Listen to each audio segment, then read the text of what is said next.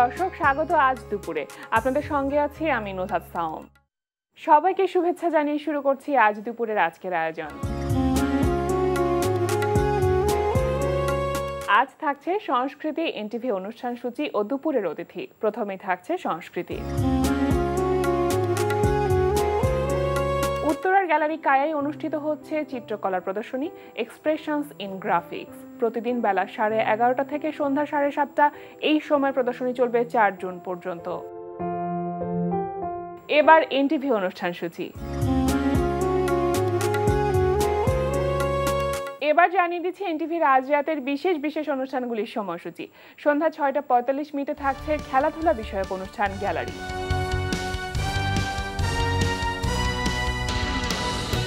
রাত 8:20 থাকছে ধারাবাহিক নাটক ঘরের শত্রু বিভীষণ।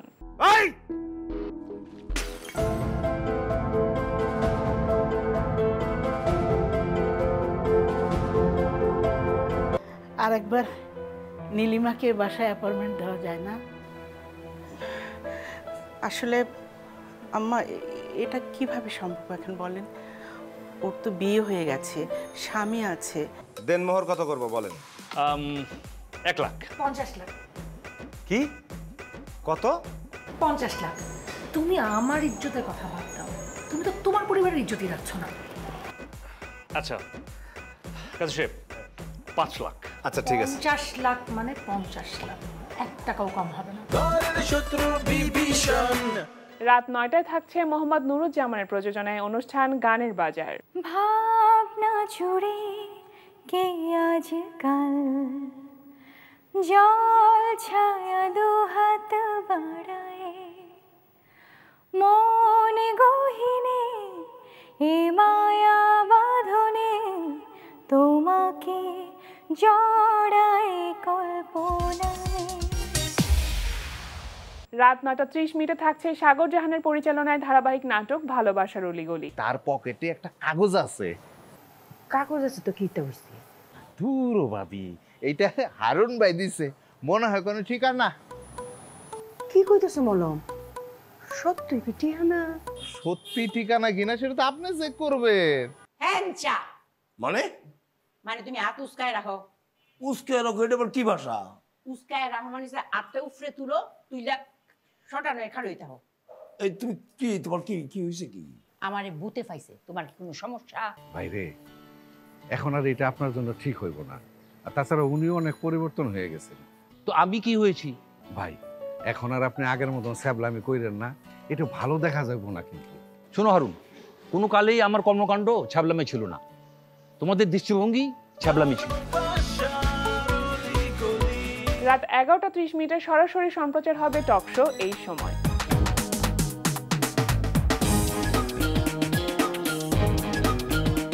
এই ছিল এনটিভির আজ রাতের বিশেষ বিশেষ অনুষ্ঠানগুলির সময়সূচি।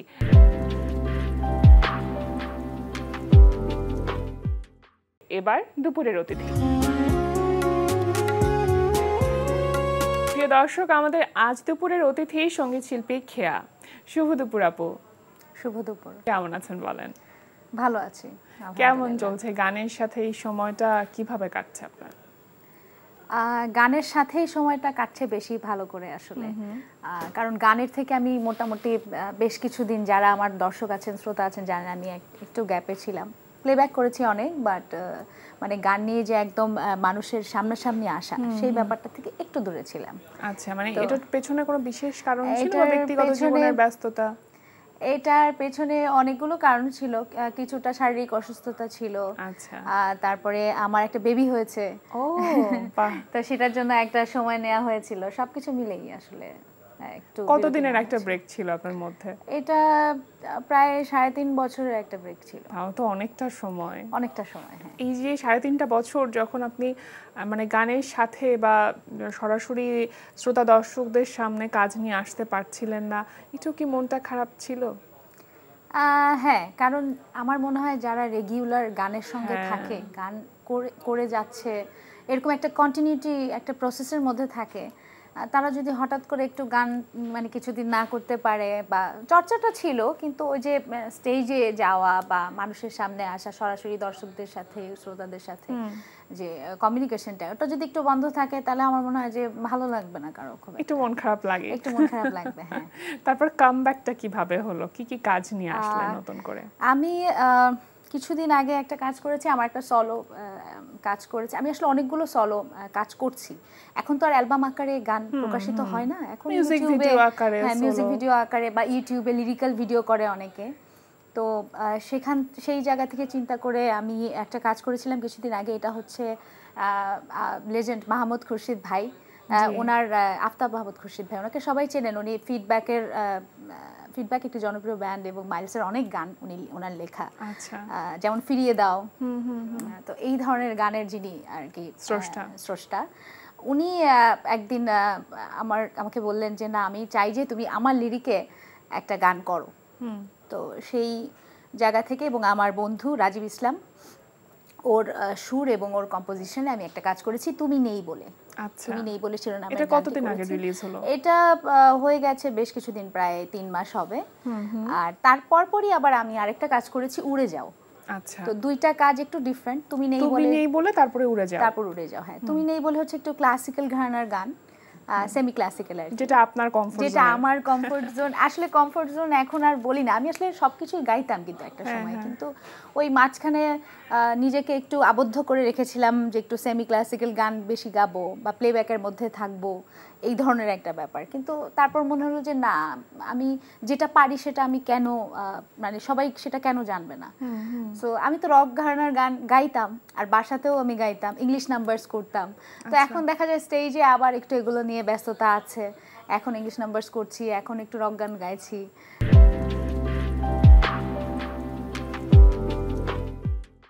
আর এই উড়ে যাও যে গানটা, সেটা আবার একটু ভিন্ন মাত্রার গান করলাম, একটু ব্যান্ড টাইপের গান। আচ্ছা, মানে দুই রকমের গান, পুরোই 2 রকম। হ্যাঁ। আচ্ছা, যে কোনো একটি গান আমরা শুনবো, দুটি গানের মধ্যে যে কোনো একটি গান যদি এখন আমাদেরকে শোনাতেন, দুটো লাইন। তুমি নেই বলে গাইতে পারি। এটা মাহমুদ খুরশিদ ভাই যার কথা বললাম, উনি লিখেছেন। আমার বন্ধু রাজীব ইসলাম ও সুর করেছে এবং কম্পোজিশন করেছেন। তো এই গানটা গাইছি।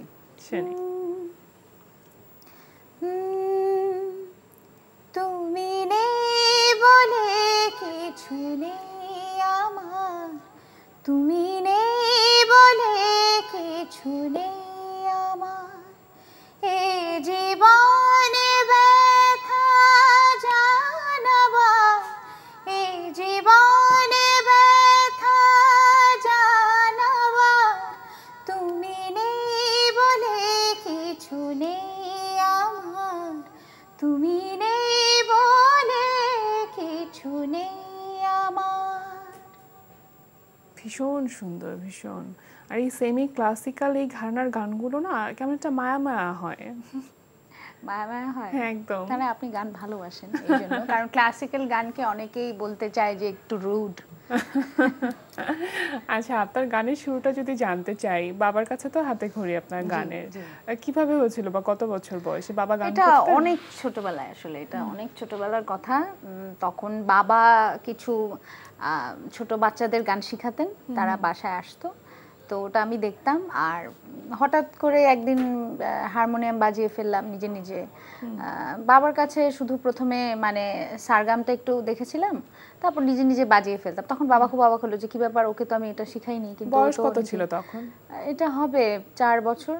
ও, অনেক ছোট, অনেক ছোট। তো তখন বাবা চিন্তা করলো যে এই ছোট বয়সে ও নিজে থেকে যে সুরের সেন্স, সেটা ওর ডেভেলপ করেছে, তাহলে ওকে বোধহয় একটু দেখালে হতে পারে। আচ্ছা, তখন বাবা আমাকে নিয়ে উনি চেষ্টা করলেন। তো আসলে ঘরের মানুষ ওইভাবে, মানে আমি ঘরেই তো থাকি, দেখা যায় বাচ্চারা এসে গান শিখে যেত, ওইভাবে করে শেখা হতো না। তখন বাবা, ওনার এক বন্ধু আছেন, উনি, ওনার নাম হচ্ছে মুজিবুর রহমান, তো ওনার কাছে আমি আমার বাকি তালিমটা নিয়েছি। আচ্ছা, সেটা কত বছর প্রায়? সেটা হয়েছে প্রায় বেশ কয়েক বছর। এটা আসলে ওই আমি তো 4 বছরে বাবার কাছে হাতে খড়ি, এটা হচ্ছে আপনার যখন আমার 10-11 বছর বয়স হবে তখন থেকে আমি আবার ওই স্যারের কাছে তালিম নিলাম।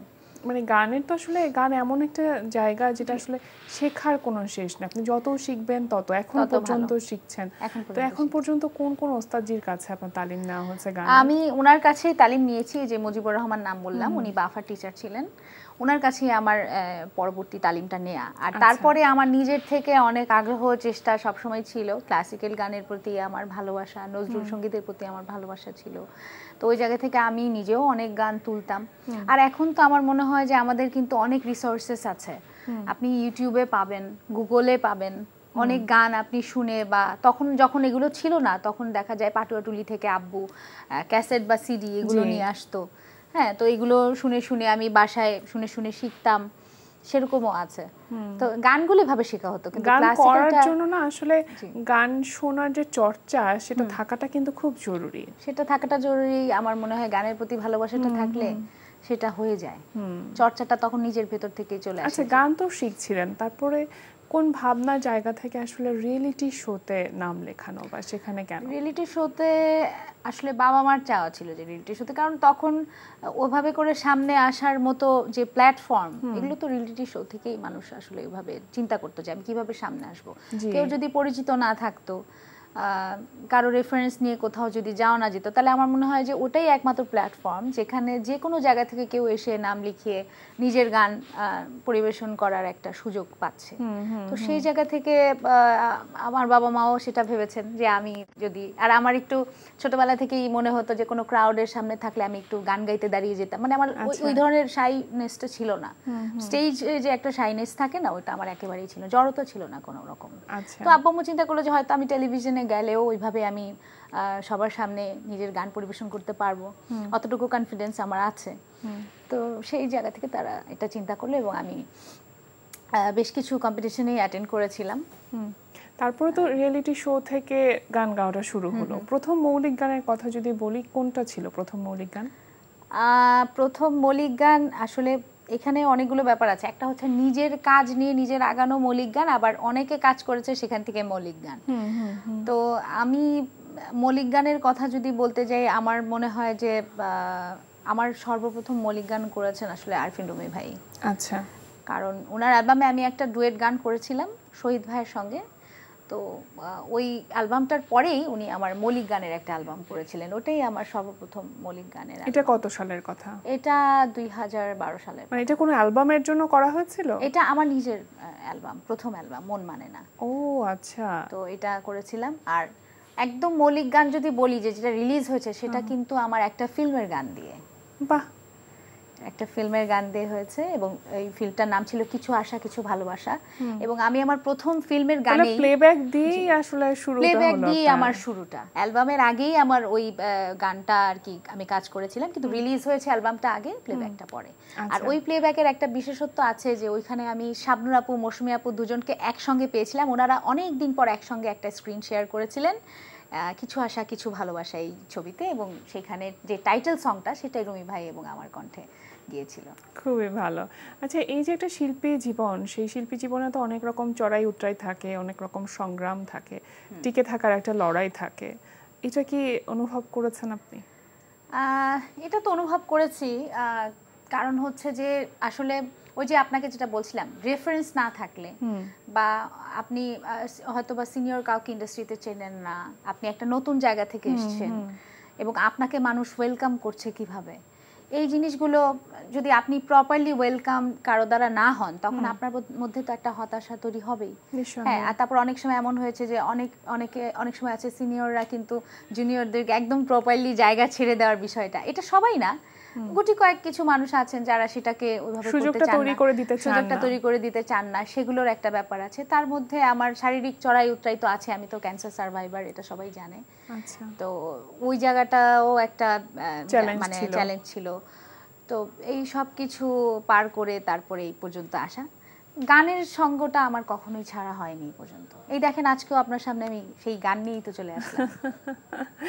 জীবনে অনেক রকম যুদ্ধ থাকবে, কিন্তু গান থাকতেই হবে, কারণ গান তো আসলে সেই যুদ্ধের কথাগুলোই বলে। এটা আমি গানটাকে আমার যুদ্ধের একটা অস্ত্র মনে করি। একদম। আরো একটি গান শুনতে চাইবো আপনার কণ্ঠে।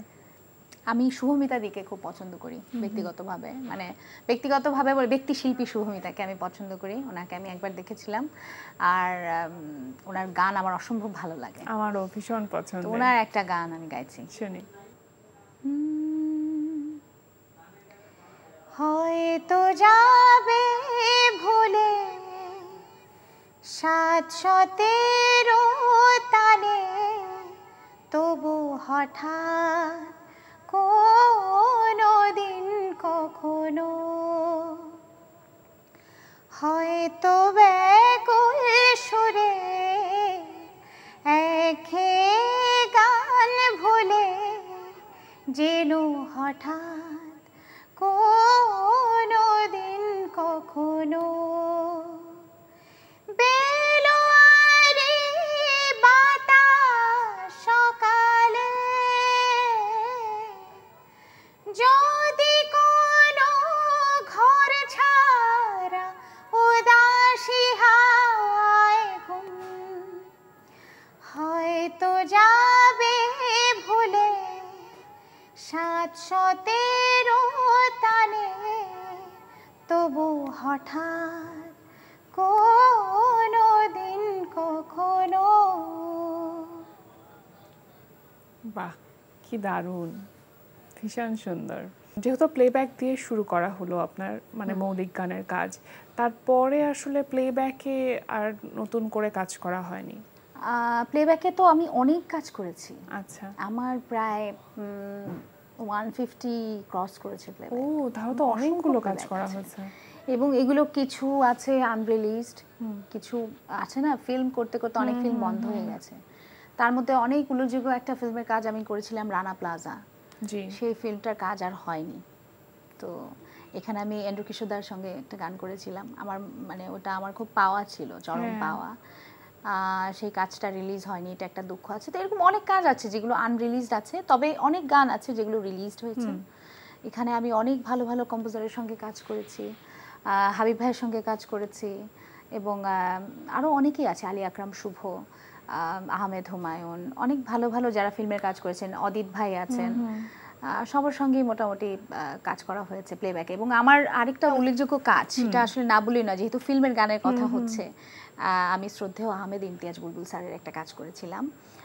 ওনার আমি অনেকগুলো কাজ করেছি, কিন্তু ওই কাজটা আমার কাছে উল্লেখযোগ্য, কারণ ওই কাজটাতে উনি আমাকে প্রথম ফিল্মের একটা কাজ, যে ওনার নিজের তরফ থেকে আমাকে বলেছিলেন যে আমার এই গানটা তুই গাইবি, আমাকে অসম্ভব স্নেহ করতেন। এটা হচ্ছে পোড়ামন ছবির টাইটেল গানটা। তো এখানে মাহি অভিনয় করেছিলেন। এই গানটা পোড়ামন পোড়ামন, খুব সুন্দর একটা গান। তো এটার এই টাইটেল সংটা করেছিলাম, এবং এই গানটা খুব মানুষও খুব ভালোবেসেছিল আর কি। তো সর্বশেষ কোন এই কাজটা সর্বশেষ করেছি যেটা, সেটা এখনো ওনারা নাম সিলেক্ট করেনি মুভির, এই জন্য আমি বলতে পারছি না, বাট ইমরানের সঙ্গে আমি একটা কাজ করেছি। একজন সঙ্গীত শিল্পীর জন্য স্টেজ কিন্তু একটা অন্যরকম জায়গা। রাইট। তো এখন পর্যন্ত যদি বলি অনেক স্টেজ শো আপনি করেছেন, উল্লেখযোগ্য কোনটা ছিল বা কোনগুলো ছিল? আমার মনে হয় স্টেজ শোর কথাতে যদি আসি, আমার সমসাময়িক যারা কাজ করছেন এখনো আমার সঙ্গে যারা কাজ করছেন, ওরা আমার মনে হয় যে ওদের স্কোরটা একটু বেশি সেক্ষেত্রে। কারণ আমি ওই যে আপনাকে বললাম আমার একটা গ্যাপ ছিল। স্টেজ শো আমি যখন প্রথম গান শুরু করি তখন অনেক বেশি করেছি, মাঝখানে একটু গ্যাপের কারণে আমি প্লেব্যাকেই বেশি ব্যস্ত ছিলাম, কারণ ওটা পর্দার পেছনের কাজ। তো ওখানে আসলে খুব একটা যে মানে পারফরমেন্সের যে ব্যাপারটা ওটা কম থাকে, তো গান গেয়েই আমি চলে আসলাম, এরকম একটা ব্যাপার। তো ওটার সাথে বেশি রিলেটেড ছিলাম। তো এই যে 3.5 বছরে যে একটা গ্যাপের কথা আপনাকে প্রথমেই বললাম, এরপরে আমার মনে হলো কি যে একটা হতাশা কাজ করলো, যে আমি তো আগে তো আমি এইভাবে পারফর্ম করতাম, এখন ওই খেয়াটা কোথায় গেল? নিজেকে নিজে প্রশ্ন করতাম যে আসলে এতটাই কেন আমি হতাশাগ্রস্ত থাকবো, বা আমি কেন পারফর্ম করব না, আগে তো করতাম। তো সেই জায়গা থেকে আমি এর মধ্যে অনেকগুলো স্টেজ শোজ করেছি, খুব ভালো ভালো। এই বাংলাদেশ চায়না ফ্রেন্ডশিপের একটা কাজ করেছি, তারপরে আপনার বাংলাদেশ ইঞ্জিনিয়ারিং অ্যাসোসিয়েশনের একটা কাজ, মানে সেটা কামব্যাক করার পর এটা। হ্যাঁ, এটাই যে এবার যখন আমি এই বিরতি থেকে যখন আবার ফিরলাম, তখন অনেকগুলো স্টেজ শোজ করছি, এবং এগুলো খুব ভালো ভালো স্টেজ শোজ ছিল আমার, মানে মনে রাখার মতো। এগুলো সবগুলোই আমি ফেসবুকে আমার পেজে আপলোড করে রাখি, যাতে যারা আমাকে এখন দেখছে যে আমি আবার নতুন করে কাজ করছি, তারা যেন আমার সঙ্গে কানেক্টেড হতে পারে যে আমি এই কাজগুলো আবার নতুন করেছি। এখন কি আপনি যেটা বলছিলেন যে সেই পুরাতন খেয়া কোথায় গেল, যখন কামব্যাক করার পর আপনি আবার স্টেজে উঠলেন, তখন কি সেই পুরাতন খেয়াকে আবার ফিরে পেয়েছেন?